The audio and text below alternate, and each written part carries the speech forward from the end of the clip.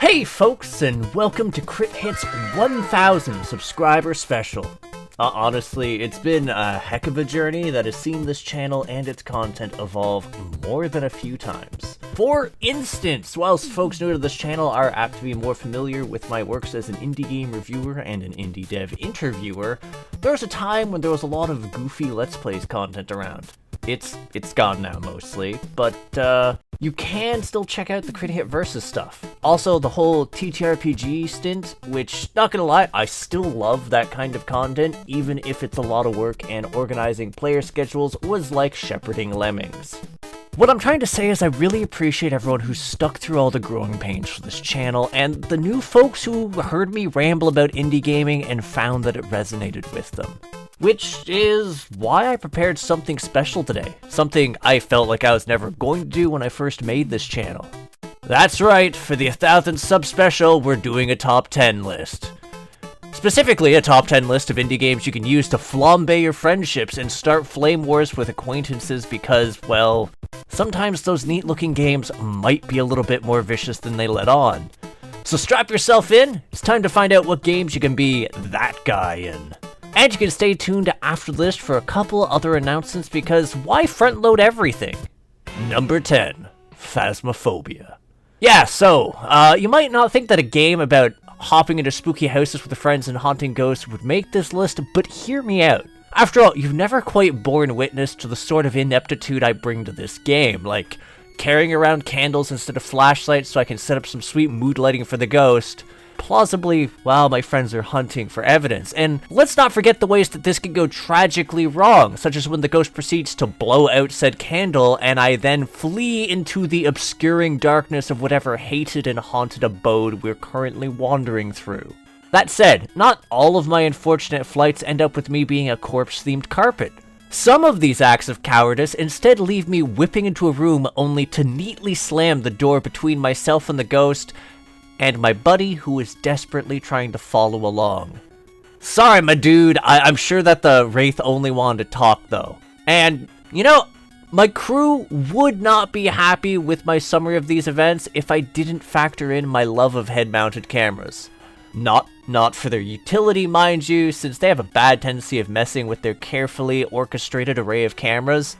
I just like them as a fashion statement, which frankly, as legitimate ghost hunting tools, I think a head-mounted flashlight would be a lot more useful, but I digress. Number 9, the Trine series. What's not to love about a funny, fantasy-oriented 2D platformer you can play with friends? Whilst I wasn't quite as keen on Trine 3 when I reviewed it, my thoughts on the series as a whole is generally pretty darn positive.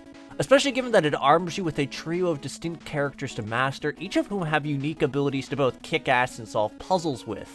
That said, while you can't mosey through this game on your own, I found that it really shone when you were playing cooperatively, given that a trio of players simultaneously using their abilities can open up some very different ways in progressing forward, unearthing secrets, or dying horribly.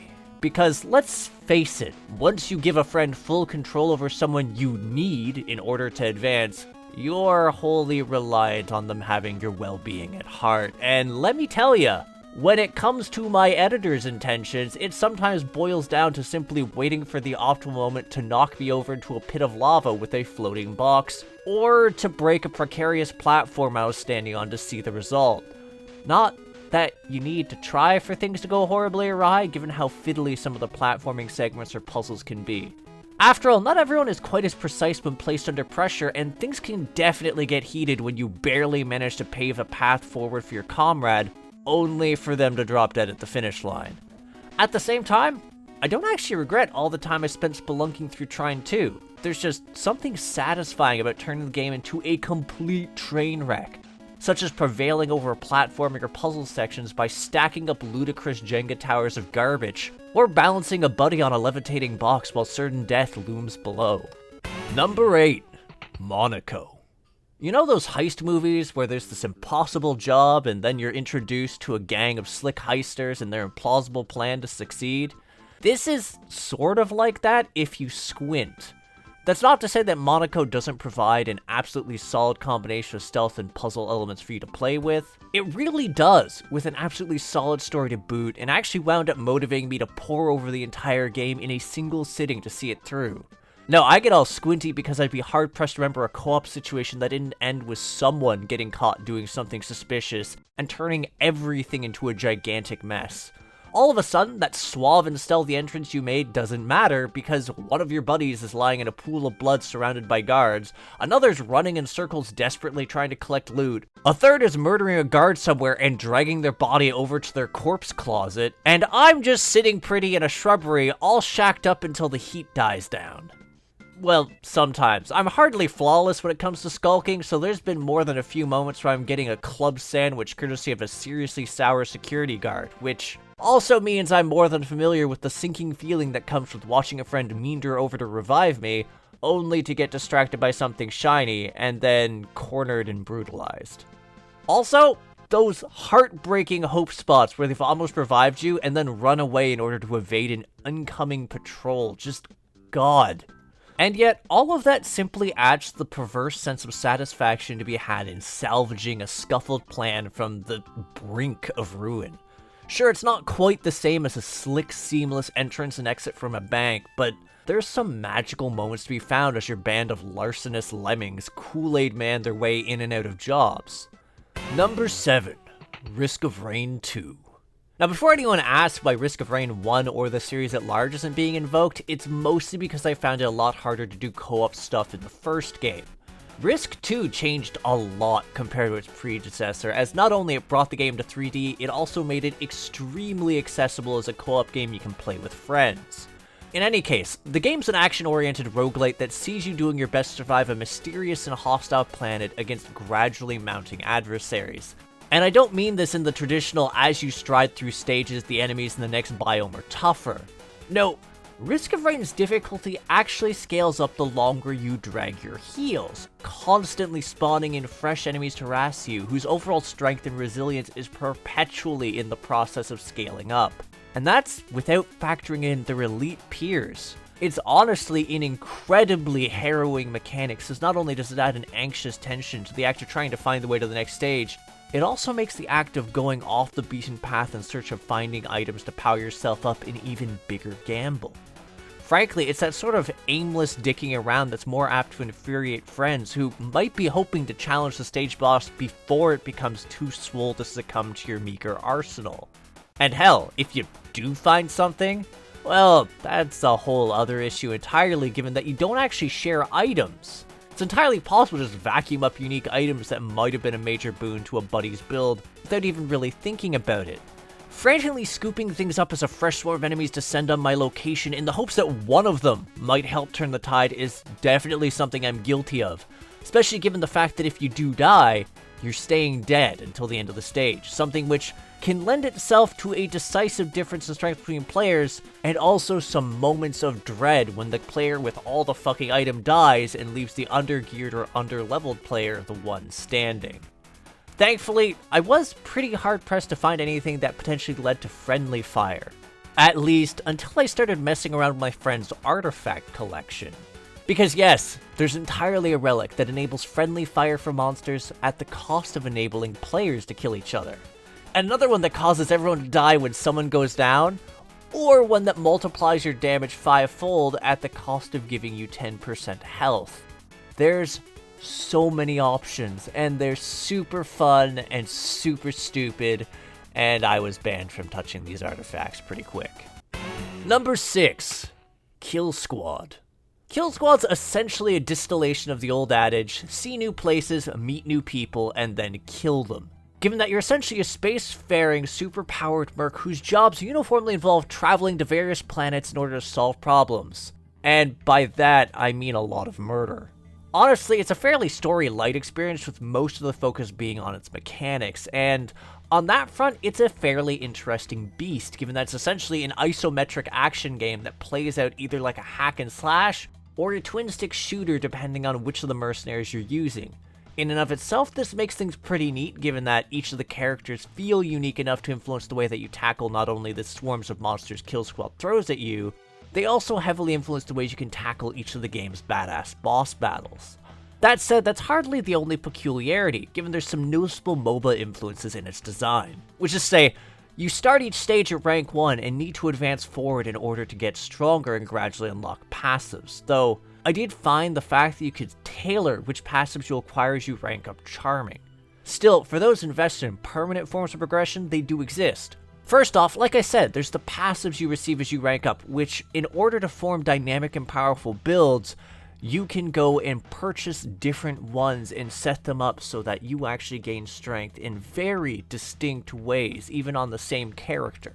What's more, there's also gear you can find in stages. Whilst it's hardly to the extent that I'd call Kill Squad a lootathon, these did wind up feeling notable since not only did they provide raw stats and some powerful unlockable bonuses, the weapons actually have distinct modifiers which can inform the way you play as a character, such as changing the behavior of certain skills or providing bonuses such as allowing your projectiles to pierce enemies. There's also relics, which is where co-op can get pretty damn cursed. Literally, given that while these items can provide some awesome passive abilities to a player wielding one, they also provide horrific downsides when initially acquired, which can and will influence the entire party, such as causing enemies you kill to explode into molten pools of fire and toxic swamps. That said, if your party's still feeling patient with you, there's also the infested stages, grotesque hellscapes full of diseased flesh which oblige you to take on a debilitating curse at the beginning of the stage in order to proceed. It's challenging in and of itself since most of these in effect increase the damage you take, make enemies a higher level, grievously reduce your max health, or even infinitely spawn trash to harass you. And not only does this affect everyone else, you're not limited to just one. That's right, whether it's desire for better rewards at the end of the stage, a masochistic desire to persevere against stacked odds, or the sadistic pleasure of watching your friends suffer, you can take on multiple curses, and there is a second totem in the stage where you can take on even more curses. I'm not gonna lie, I've only finished 2 stages while cursed out the ass like that, and not just because I have the occasional tendency to wander a bit off the beaten path, accidentally spawning fresh squads of monsters to savage my otherwise unaware allies once they're done killing me. As much as you can speedrun your death, I will give Kill Squad credit. Not only can your friends revive you, if enough time passes by, you'll also auto-revive, paving the way for your friends cursing you out as they kite circles around enemies. Like to make an honorary mention here for Darksburg. Darksburg. The best way I could describe this title is if Left 4 Dead, a MOBA, and a roguelike had a bastard child, so in a way it reminds me of the now defunct title Dead Island Epidemic, albeit minus the crafting system. It's actually pretty neat, providing a campy romp through the somewhat randomized streets of the titular city. The characters all have distinct kits they wield, which provide players with different ways to tackle the game and support their friends. There's a few ways to empower yourself, such as the perks you get for leveling in a given playthrough, or the items you'll find along the way. That and some persistent upgrades in the form of unlockable trinkets and a passive perk system. That said, I've yet to play this game alongside a human being. The servers are just very quiet, and whilst I've certainly endured the joy of bleeding out while an AI-controlled NPC slaps a zombie directly beside me, I haven't ever had the opportunity to be subjected to indignities at human hands. Or, cause any tragedies for friends. Number 5. GTFO. I'll admit, I like tense and spooky games, and GTFO certainly provides this, as well as a co-op-oriented FPS experience that I was not expecting. At all, because it's brutally fucking difficult. Frankly said, whilst I say it's an FPS, shootouts are frequently your last resort, with the crux of your experience more apt to be a combination of stealthily exploring the facilities you've been released into, and tactically clubbing isolated enemies in the heads with a cudgel.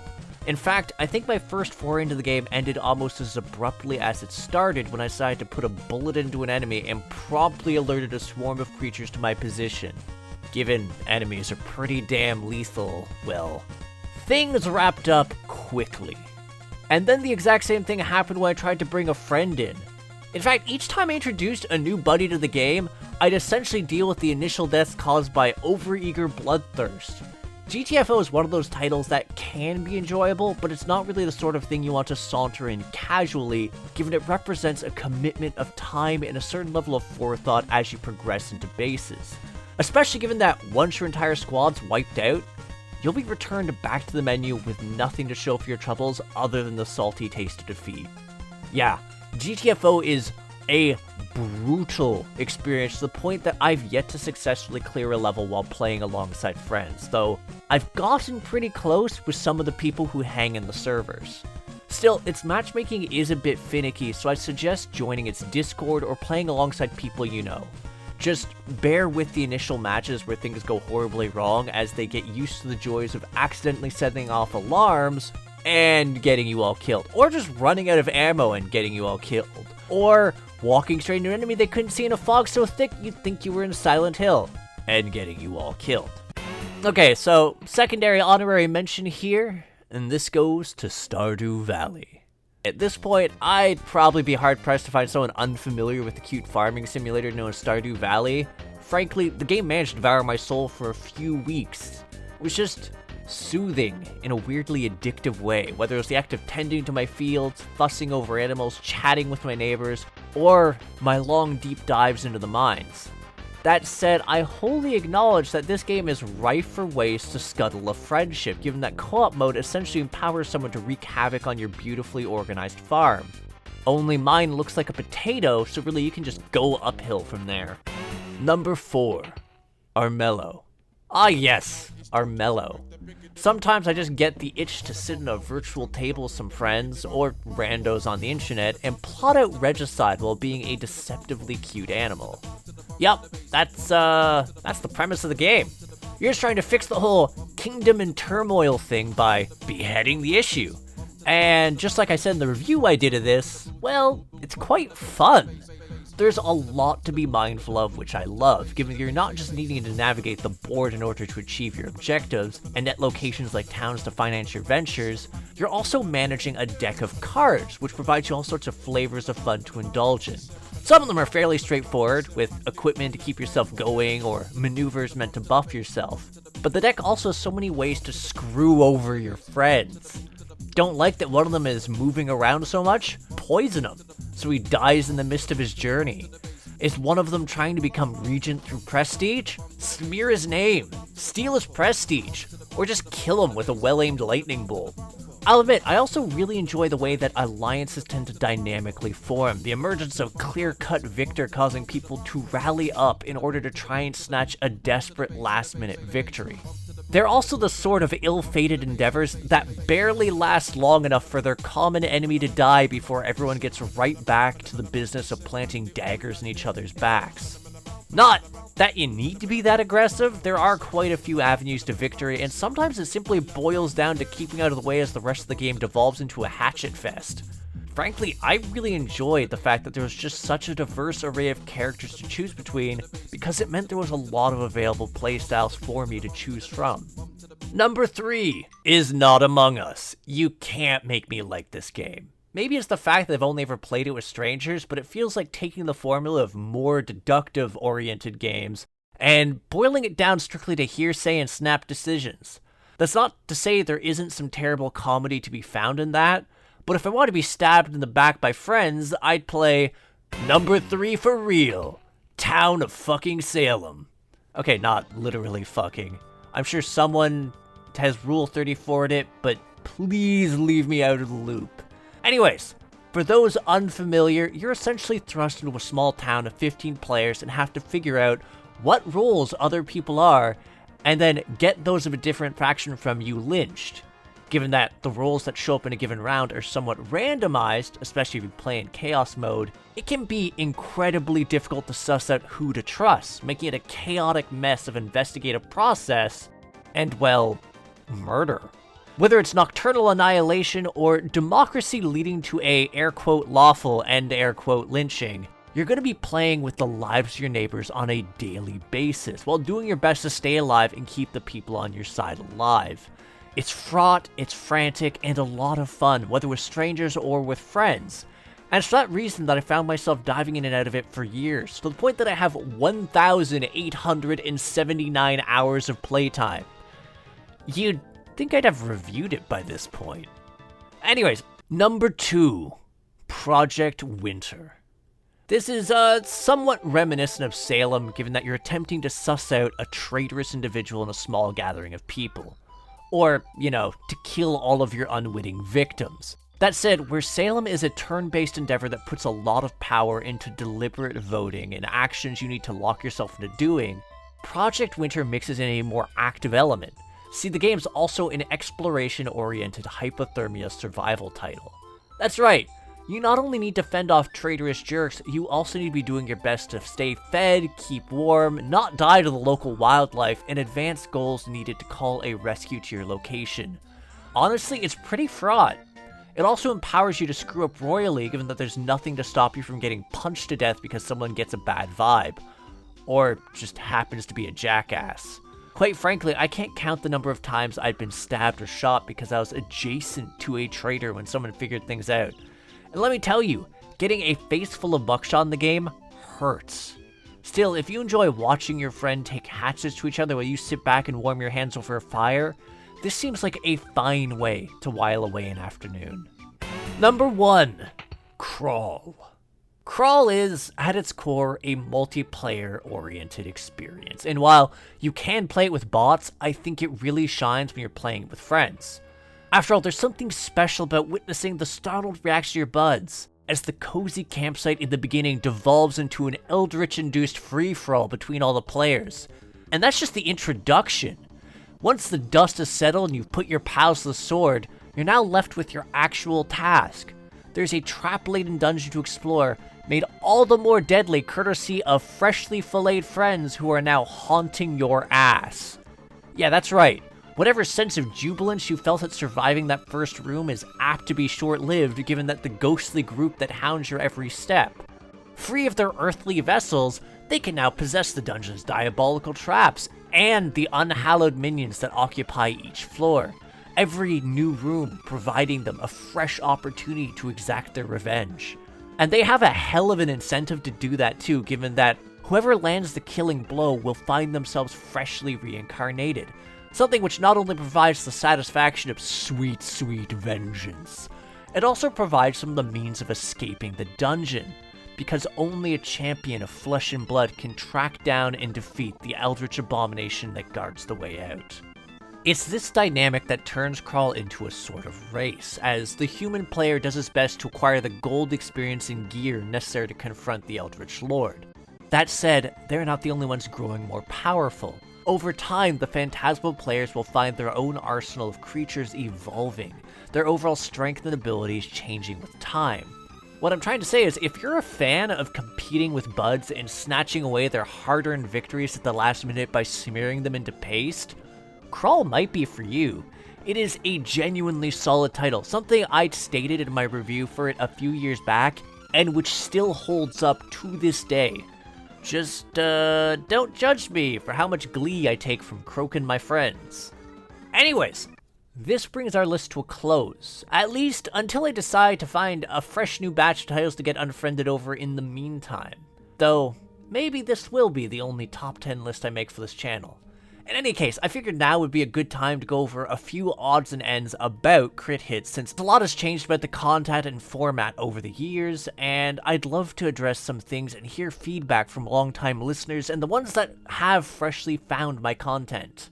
First off, I know it's been a while since I released any TTRPG footage, and that's likely not going to be changing for the foreseeable future. While I loved Windmill's Wake, adored the group, and took a lot of joy out of introducing more people to the grim world of Shadow of the Demon world, a number of real-life issues such as COVID essentially served to put the group on hiatus.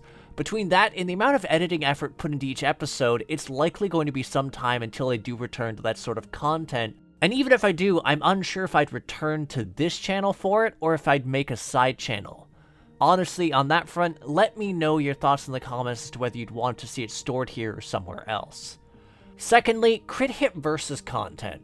Personally, I enjoyed making this kind of thing, and there was a pretty good reception for things like me taking on the Reaper boss in Full Metal Furies, or things like me clearing the blasphemous bosses without healing in New Game Plus. That said, I wanted to know if you folks enjoyed it, and if there was enough interest, I could see about continuing to release them, doing stuff like clearing the Minoria bosses without getting hit, for instance, or possibly just opening myself up to suggestions from the community, possibly related to games that I was streaming recently. So again, I'd love to hear from you folks. Feel free to leave a comment as to whether you enjoyed it or any suggestions you had.